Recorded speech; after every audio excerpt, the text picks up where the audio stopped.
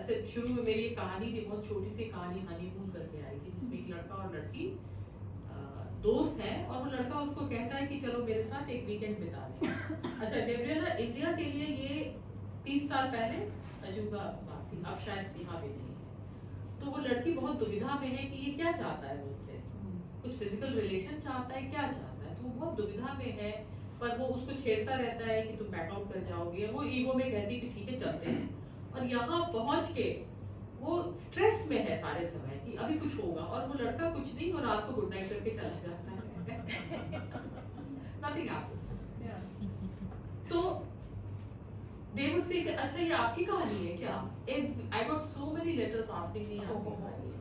मैंने कहा मेरी कहानी है, this is something I just imagined. I imagined a girl, जो मैं जब यंग थी तो हमारा समाज ऐसा ही था, तो मैं उस सिचुएशन को इमेजिन कर रही हूँ। लेकिन जब मैं अब लिखती हूँ तो मेरे लिए दो चीज़ें बहुत इम्पोर्टेंट है। एक तो जो कैरेक्टर्स हैं वो उनका नाम क्या हो, मैं बहुत समय लगाती हूँ नाम सोचने के लिए, और कि वो दिखते कैसे हैं।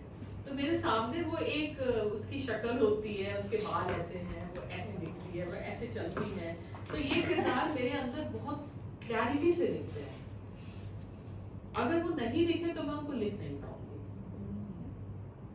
तो हाँ, देखना बहुत जरूरी है। जैसे कई बार लोग कहते हैं कि बहुत डिस्क्रिप्टिव मेरी कहानियाँ होती हैं, क्योंकि वो बहुत विजुअल तरीके से मैं कहानियों को कंसीव करती हूँ कि ये ऐसे है, और मैं कोशिश करती हूँ कि मैं डिस्क्राइब करूँ। मैं शायद अपने प्लेजर के लिए कर रही हूँ, हो सकता है कि जो पाठक है वो उसको स्किप भी कर देता हो कि ये क्या चल रहा है अभी। अगर पाठक आपकी कहानियां बिना आपके पात्रों को विजुअलाइज करे पढ़े, मुझे नहीं लगता वो उस कहानी को से उतना मजे से पढ़ पाएंगे, है ना। उनको सोचना पड़ेगा, मन में उनकी तस्वीर बनानी पड़ेगी कि चित्र बनाओ, ये कैरेक्टर है, ये लड़की है, इसके बारे में ऐसे ऐसे है, और फिर उसको पढ़ना शुरू करो तो मुझे लगता है पढ़ने में और मजेदार और दिलचस्प बिल्कुल लग सकता है। मेरा एक सवाल तो नहीं है, लेकिन मैं चाहती हूँ कि आप थोड़ा सा जानकारी दें।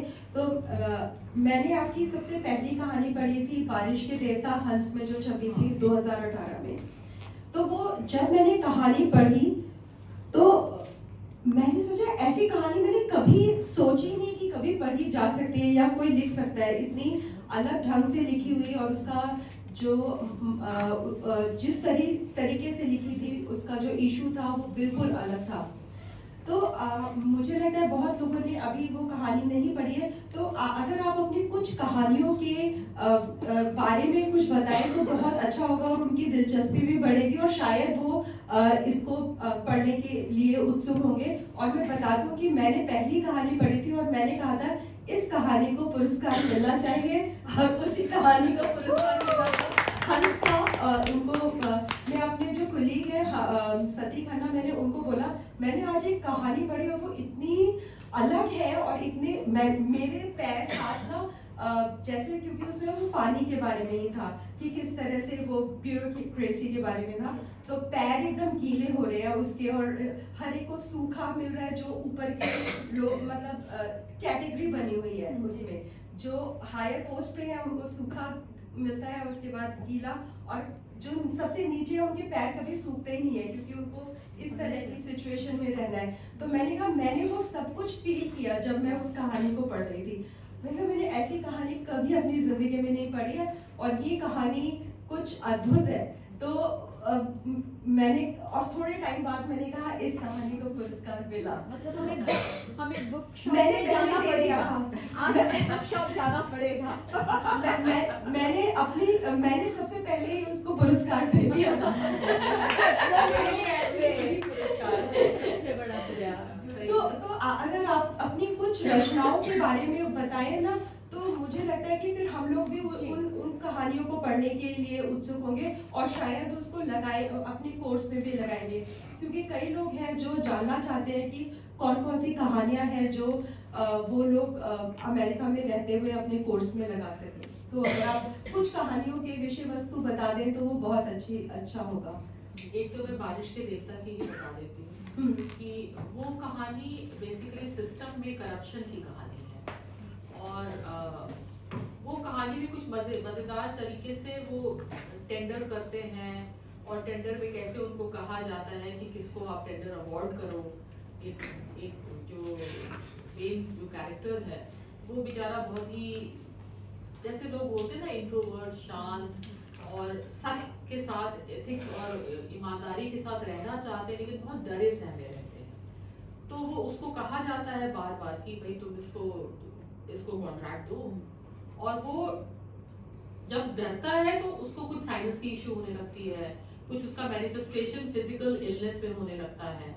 और कुछ मैंने उसको एक तरीके से जो बिंब क्रिएट किया था वो ये था कि जो बहुत ही लोअर लेवल के लोग हैं, वो पानी है, हर जगह पानी है, और उसके पैर भी हमेशा गीले रहते हैं, उनके क्वार्टर्स में भी पानी सीप करता रहता है। तो वो पूरे पानी की जो दुनिया है वो एक तरह से आप ये सोचिए कि बहुत खराब जो एक दुनिया हो सकती है वो उसको दिखाता है।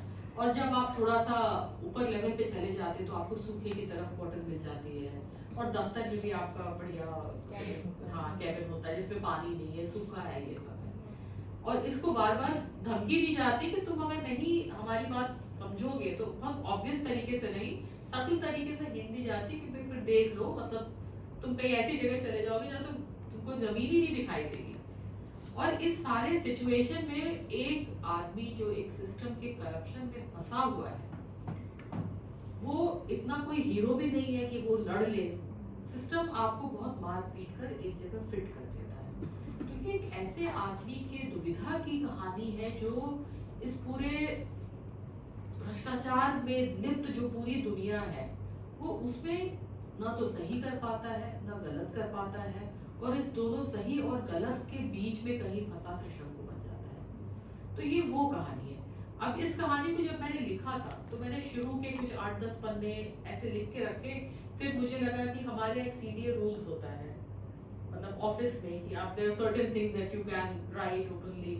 और मैं उन दिनों ये टेंडर वाला काम देखती थी ऑफिस में, तो मुझे लगा कि अभी मैं कुछ भी कल्पना से लिखूंगी, ये मुझे कहेंगे कि आप ऐसी कहानी लिख रहे हैं। तो मैंने कहा अभी तो नहीं लिख सकती इसको। और वो कहानी एक तरीके से एक पॉइंट के बाद आके मुझे पता ही नहीं था कि इसको मैं अंत कैसे करूंगी, what will happen in this. ठीक है, आपने एक दुनिया तो क्रिएट कर दी और वो आदमी है वो फंसा हुआ है, लेकिन उसमें निकलेगा क्या करेगा? वो शायद हीरो बन जाएगा कि और मैं ऐसा नहीं करूंगा, या उसको पनिश कर दिया जाएगा। तो ये पूरी चीजें करके वो रखी हुई थी। फिर कभी हुआ कि नहीं कोई कहानी दीजिए, मैंने कहा कि मैं एक बड़ी इंपॉर्टेंट मैंने वो चीज लिख के रखी है, मैं इसको क्यों शेल्फ की हुई हूँ, बिकॉज वो बहुत ही एक तरह का रॉनेस था उसमें।